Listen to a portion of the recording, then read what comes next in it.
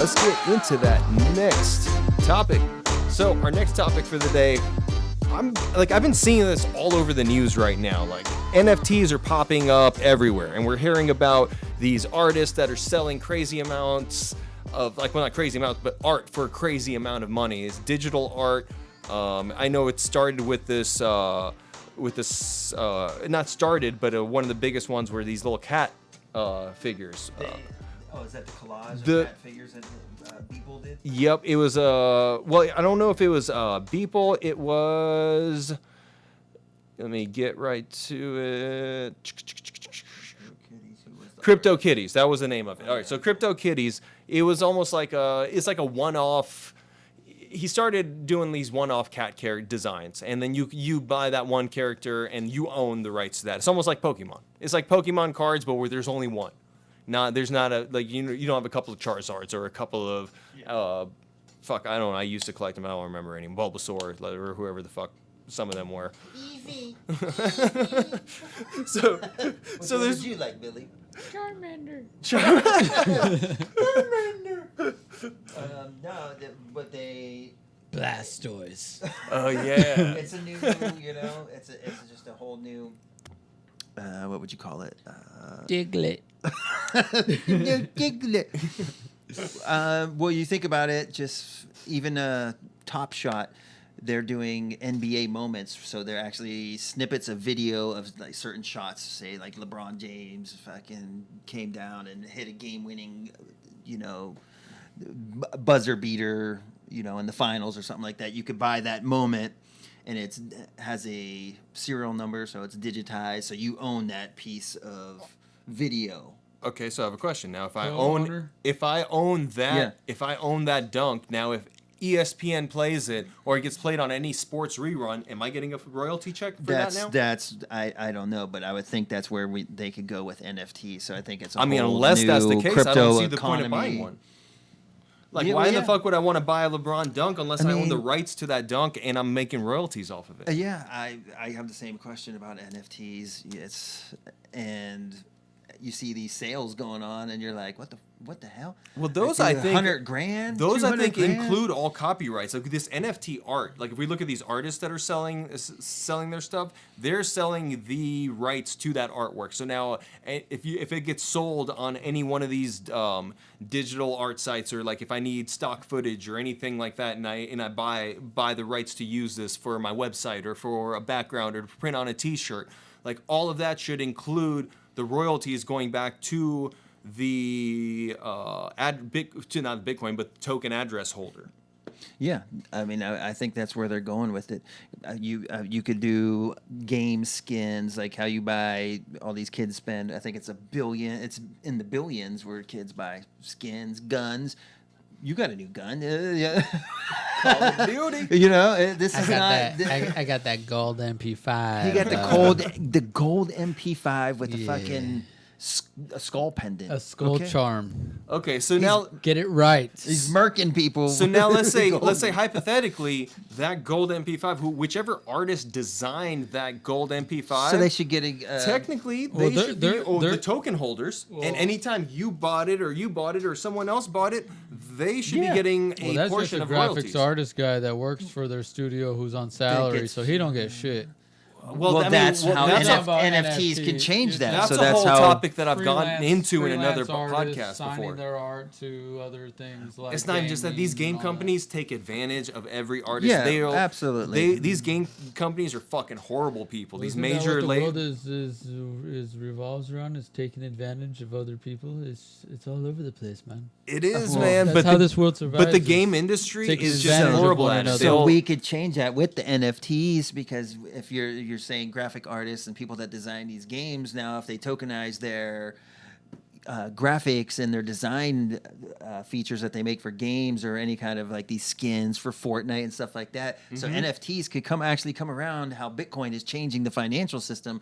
The NFTs could be changing the graphics and design system, because now you have a digitized serial number that could be represented on blockchain, to where if someone uses it, that is tagged, and you can say, hey, these people have been using this artwork or this skin. Bam.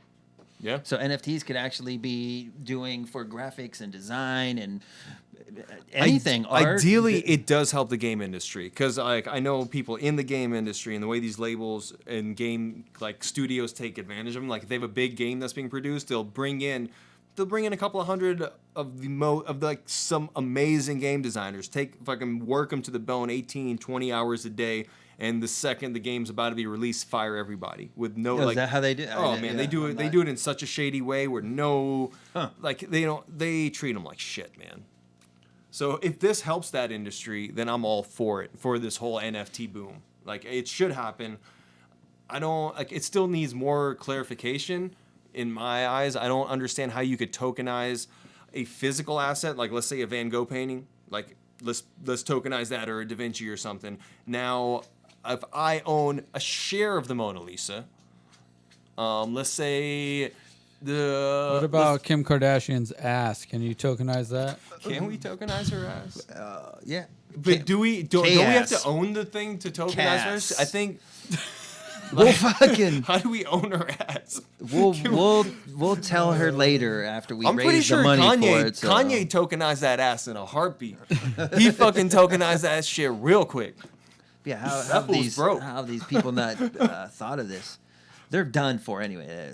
Keeping up with the Kardashians, isn't it the last season or some shit? How many seasons? Has that thing been going? I don't know. I don't still? pay attention to that. What is shit wrong like with that. you people? Yo, man? I mean, I feel, It's like it's the last season. I'm kind of pissed. I know, man. man. I know I at was hoping least they were two going of to sign a those sisters. season 15, man. I was really looking forward to seeing if Kanye. Man, I was Two locked of those up for sisters 3.5 are at least years. billionaires.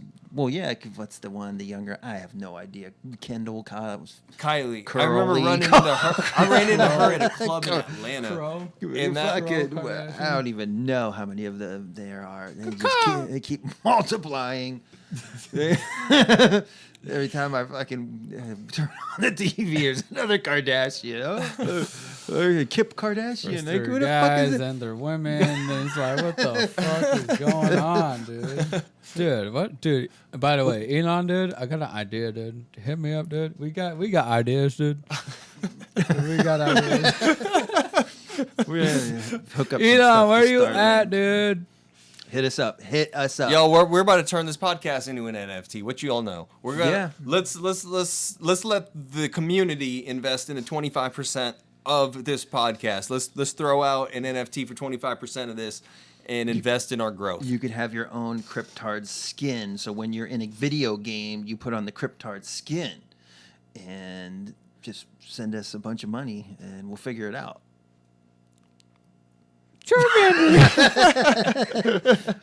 No, but what you're saying about how think of NFTs as a contract. I mean, you sign contracts to own stuff all the time. You own your house. You know, how it makes sense to me. So it's like it's a digital contract, which is most of these Ethereum-based contracts. You're cutting out the middleman. So if you own a painting, instead of paying some douchebag, fucking snob, like, oh, I'm going to appraise this painting for you. You just give me 10%. You know what I mean? Yeah, like you're no, just fuck basically that. cutting out the middleman with all this decentralized finance, NFTs. It's basically fucking peer-to-peer. We're cutting out people, just like you have to go and get something notarized. Like, what the fuck? I could go over to this fucking 75-year-old woman's house that's offering me cookies. Like, I mean, So how put is a physical stamp on asset there. insured? Like, let's say, like we were talking about the painting. Let's say I'm invested in a painting and the painting burns down in a fire. The museum burns, like it happened in France recently or something. Like, what happens then to the investors that own that asset? For anything, you have insurance on it. If you have that kind of high-priced art, you're going to have some insurance So on it. who owns, your who owns traditional- the insurance policy? Well, then, like, are we all splitting this insurance policy I'd too? imagine you would get your traditional insurance policy and then just divide it by the percentage of people that own an interest in that, and divide that money up between the people that have the tokenized interest in that. So now painting. I would have to own the token as well as be paying. It shows paying a ownership. fee for this insurance Yeah. every month. Like, So yeah, I'd have I to be mean- depositing money into a separate account collectively into this pool to insure this painting now. And you could actually use that if the token goes up in value, just with the percentage of the token going up in value to pay for whatever physical asset it is that you own, just like how tokens go up. But that's if you cash out your your investment in it, you would take out your money in it. Yeah. So I haven't done too much research about FFTs, but what it sounds like to me is like it sounds FFTs like for NFTs. For fuck token to dirt. It sounds like, let's say the Van Gogh, that one fucking most well-known one with the fucking mountain thing and shit. What the whatever. hell? I forgot what Yeah, it's I called. thought Van Gogh was missing an ear or some shit.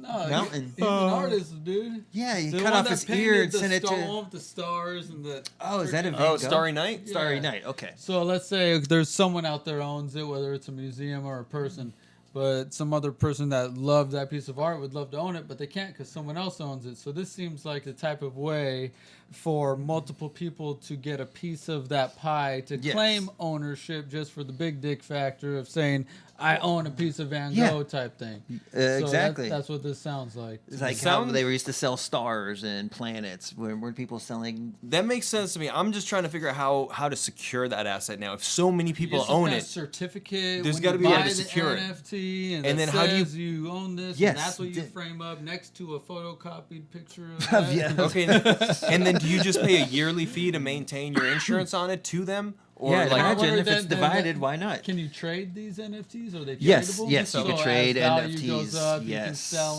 them. yes, you could maybe trade buy it them, back sell when it them. goes lower. There's it a- just I shows forget- up as a token in your wallet. Yeah. I forget the exchange. Yeah, I signed up for MetaMask when I was doing Pancake Swap. Do you? There's actually a section in there for your NFTs that you own. So it's like a. We'll have it up next time.